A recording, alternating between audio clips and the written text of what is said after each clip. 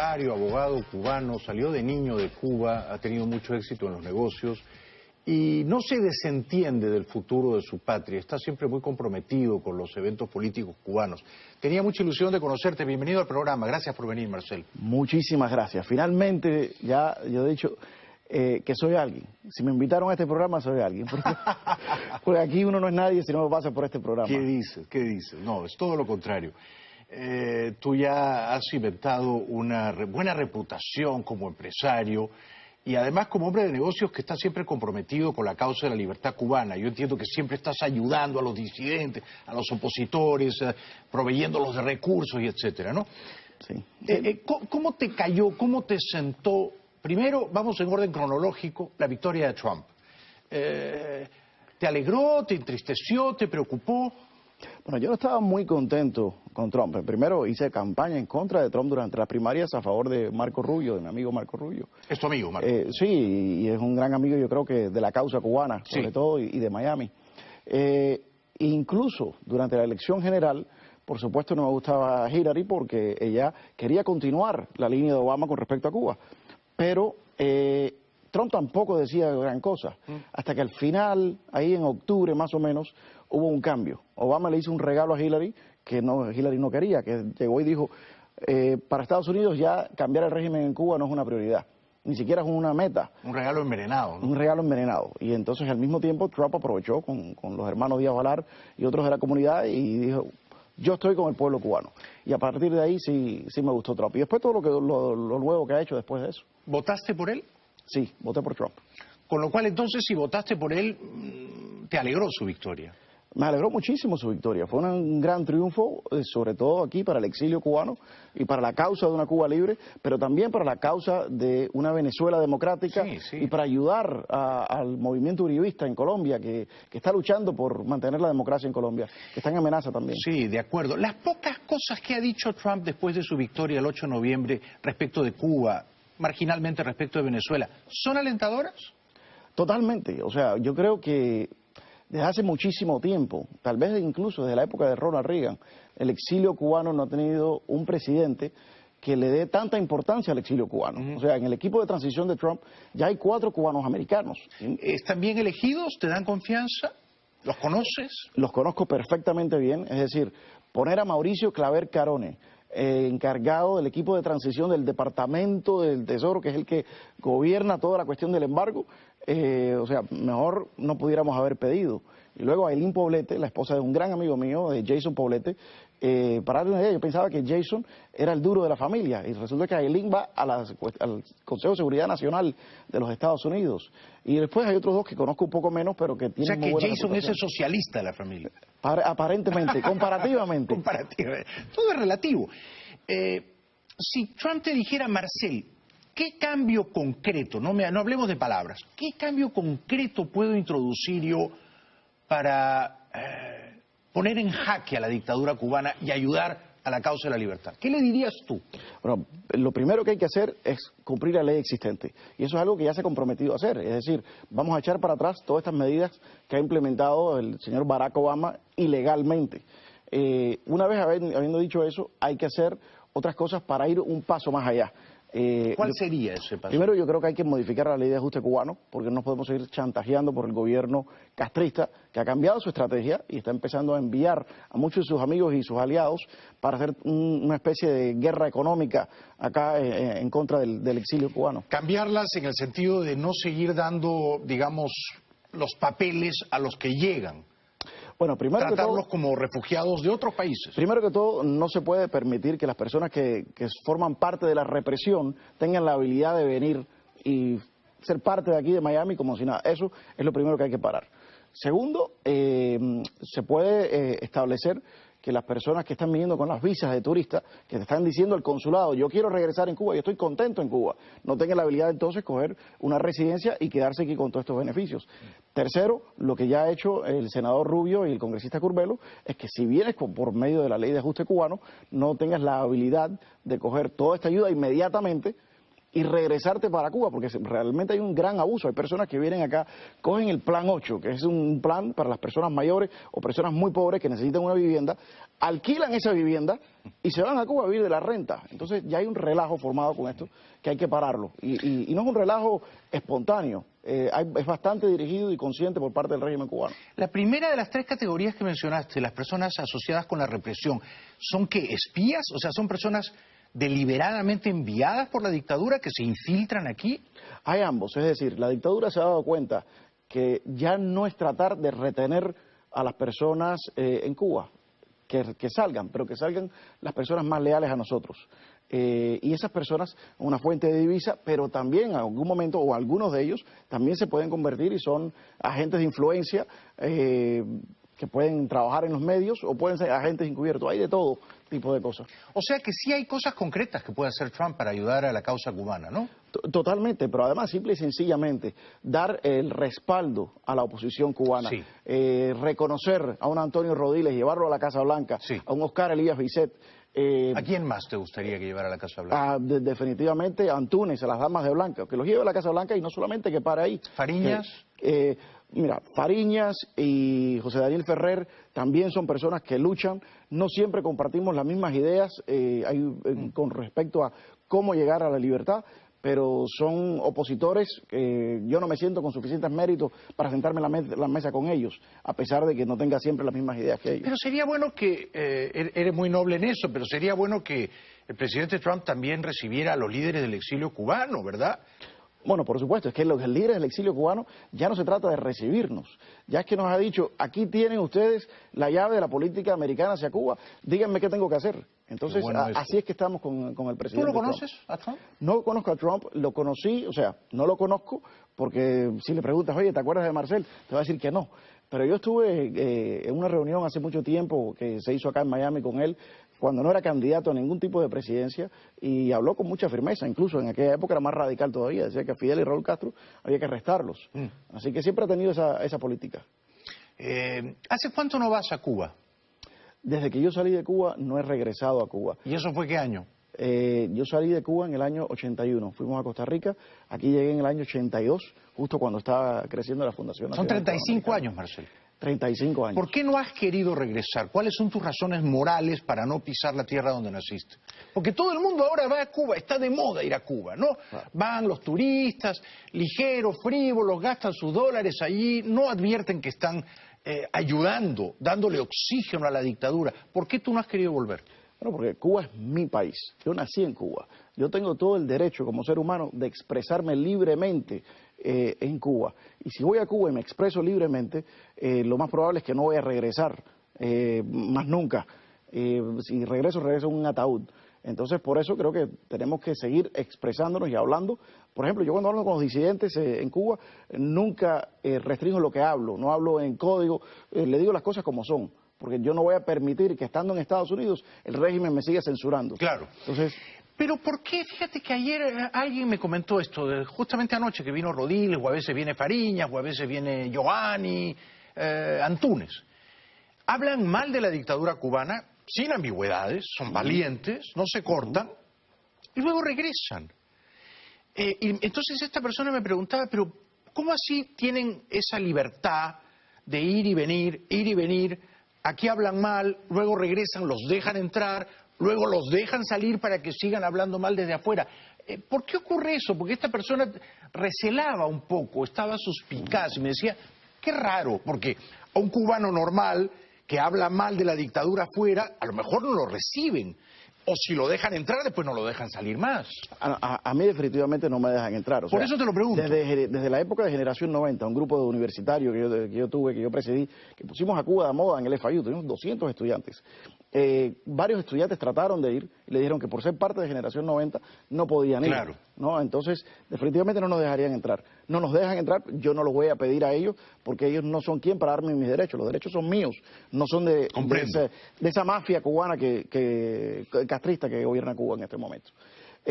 La parte de los disidentes viniendo es una cosa que está en flujo. Ellos lo han hecho como parte de los nuevos acuerdos con Estados Unidos para hacerse ver un poquito mejor y ayuda en realidad a la oposición y a la disidencia. O sea que son Pero concesiones que ha tenido que dar Raúl Castro.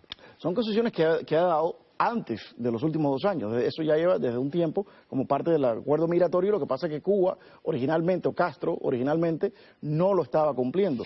Pero entonces, ¿de algo ha servido el deshielo o no? Porque si el deshielo ha servido para que al menos la dictadura dé estos mínimos espacios de libertad a la disidencia, bueno, algo ha servido. Bueno, no es tanto el deshielo, es decir, lo que ha servido es los disidentes saliendo a la calle a recibir golpes y a enfrentarse y a decir, no me echo para atrás. Pero hay muchos disidentes que no tienen la habilidad de salir. El doctor Ocar Elijah Baisset hubo una negociación muy larga para que pudiera salir de Cuba, con garantía de regreso. Entre otros, ¿no? Entre otros. Y hay además muchísimos presos políticos todavía, ¿no? Correcto. Es un gran placer conversar contigo, Marcel. Tenemos que ir brevemente a la publicidad y luego seguiré conversando con el brillante abogado, empresario cubano Marcel Felipe. Ya regresamos. Estoy conversando con el muy exitoso abogado, empresario cubano Marcel Felipe, que está siempre muy activa y apasionadamente defendiendo la libertad de su país de origen. ¿Cómo recibiste la noticia de la muerte de Fidel Castro ese viernes, me parece que era 25 de noviembre, Marcel? Bueno, casi no la recibí, porque me empezó a sonar el teléfono y yo decía, pero ¿quién es el insolente que me está llamando a esta hora? Y lo apagaba. Y lo volvía a sonar y lo volvía a apagar y dice, pero qué gente más insistente. Era la medianoche pasada. Era pasada la medianoche. Y ahí lo dejé. Y al rato a las 2 horas volvieron a llamar otra vez y ya mi esposa me dice, pero tienes que contestar. Y entonces yo le dije, yo no voy a contestar nada. Y después me coge y me dice, es que se ha muerto Fidel Castro. Y ahí salí para afuera, vi el amanecer, tomé una foto, la puse en Facebook y dijo, comienza una nueva era para Cuba. ¿Y sigues sintiendo eso? ¿Estás optimista? Totalmente. Yo estoy completamente optimista que en poco tiempo, o sea, definitivamente dentro de mi vida, pero en poco tiempo, vamos a ver una nueva Cuba. Y dentro de mi vida vamos a ver una Cuba sumamente próspera. Porque el cubano es una persona trabajadora, de inventárselas como sea. Sí, muy ingenioso. Muy ingenioso, es la palabra que busco. Y lo único que necesita es que le quiten esas barreras y que se eche a correr.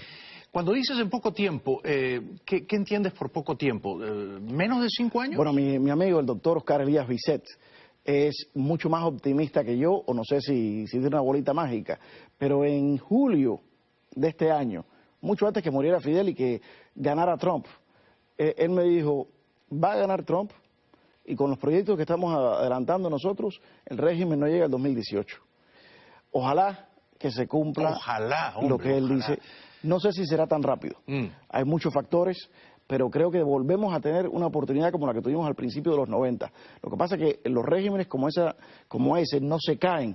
Hay que tumbarlos. Exacto. Entonces, tenemos que trabajar acá en el exilio, en Cuba y en todas partes para tumbar ese régimen. Hay que empujarlos por lo menos, ¿no?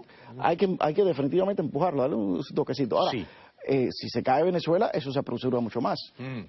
Así que, y Venezuela está tambaleando ahí. ¿Y tú crees que ese escenario es probable, que primero se caiga la dictadura venezolana? Yo creo que cualquier cosa puede suceder. Para que colapse la tiranía castrista, ¿es necesaria la desaparición biológica de Raúl Castro? No necesariamente. El resultado ideal es que Raúl Castro vea el cambio en Cuba desde atrás de una reja. Eso sería lo ideal. Y eso es posible, porque la gente pierde la esperanza porque no ve un poquito más adelante. Pero yo veo muchos escenarios bajo los cuales eso pudiera suceder. Ahora también puede suceder con su muerte, y eso también sería bienvenido.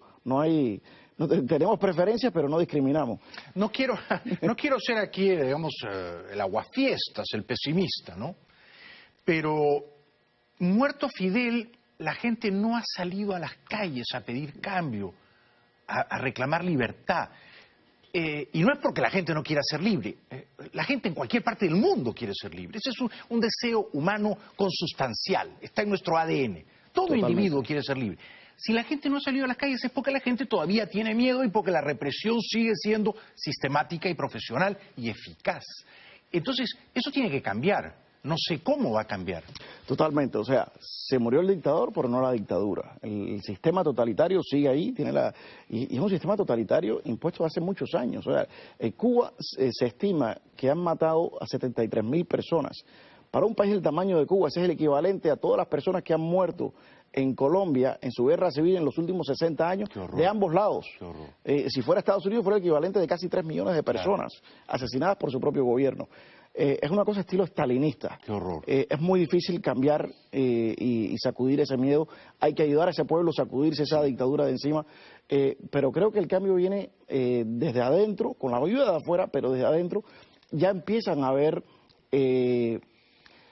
generales y gente del segundo anillo que están muy descontentos con ellos, y yo creo que al fin y al cabo lo que va a suceder no va a ser ni como quisiéramos los exiliados, que es una cosa que venga de los exiliados o que venga exclusivamente de la oposición. Va a ser un esfuerzo por todos, los que están con el gobierno hoy en día, los que están en contra del gobierno y la gran masa que siempre se queda hasta el último momento indefinida. Sí. Sería formidable, ¿no?, que un grupo de militares desafectos a la dictadura, que ven con simpatía la libertad, pudieran dar el primer paso, ¿no?, el primer paso, porque sin esa fuerza militar se ve improbable que la resistencia civil indefensa pueda tumbar a la dictadura. Yo no tengo duda que alguna parte de lo que es hoy en día el aparato represivo se le voltee. Es decir, tal vez no digamos el aparato represivo, sino las instituciones del Estado. Sí. Yo estuve hace poco en Hungría por invitación del primer ministro, representación del doctor Oscar Elias Bisset, y allá me encontré con un periodista americano fascinante, un hombre de 90 y pico de años. Había estado en la Revolución Cubana, la cubrió Barry Farber, y la cubrió también la Revolución Húngara contra los soviéticos. Y él me dijo, cuando yo estaba aquí en Hungría en el año 56, el día antes, todos eran comunistas. Y el día siguiente no encontraba ni uno solo. Y eran precisamente ese mismo aparato. Sí. Así, pero la llama no la empezaron los militares. La llama la empezaron lo que sería el equivalente a la oposición, los estudiantes. Pero en respuesta a esa voluntad popular, parte del aparato del Estado se rebeló al propio Estado. Y si los estudiantes cubanos estuvieran por alguna manera retorcida, sigilosa, clandestina, viéndote, quizá esta noche no, pero después, estas cosas luego viajan, vuelan, se diseminan en el aire, ¿qué les dirías tú a los jóvenes cubanos, a los estudiantes cubanos que quieren ser libres? Bueno, en Cuba no es por el aire, se diseminan por el paquetico semanal que llega con el USB y tu programa se ve mucho allá, porque me consta y Antonio me lo ha dicho. Me alegro. Antonio Rodiles me lo ha dicho. Lo primero que le dirías es, somos un solo pueblo. Hay una gran herida, para hacer un poco de estilo de Amaro y Gutiérrez, pero somos un solo pueblo. Y lo que luchamos por lo mismo. Porque el ser humano en Cuba pueda tener el respeto y la habilidad de decidir su propio futuro, su propio destino. Luchamos contra la falta de esperanza y la falta de dignidad que ha implementado el régimen. Pues es muy sencillo. No te puedes indignar si no tienes dignidad. Entonces estos regímenes siempre vienen a quitarte la dignidad.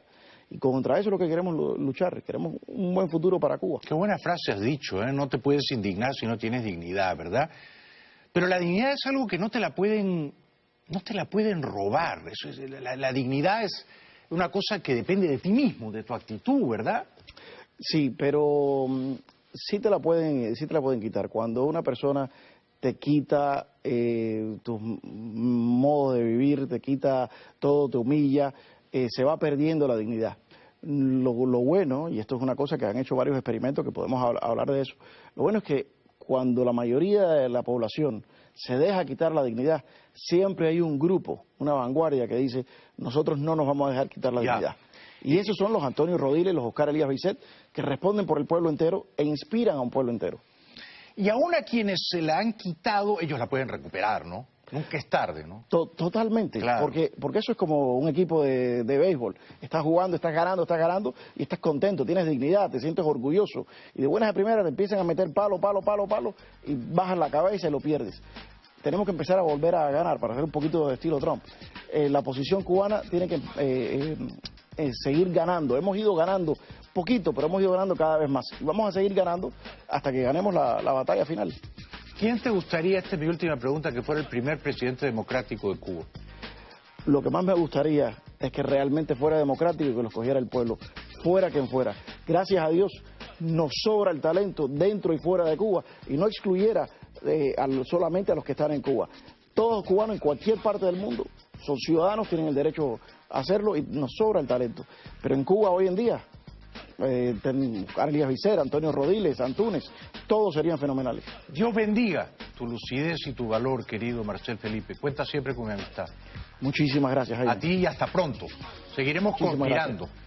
Que las dictaduras no se caen solas, hay que conspirar. Hay que conspirar. Claro, regresamos en 3 minutitos.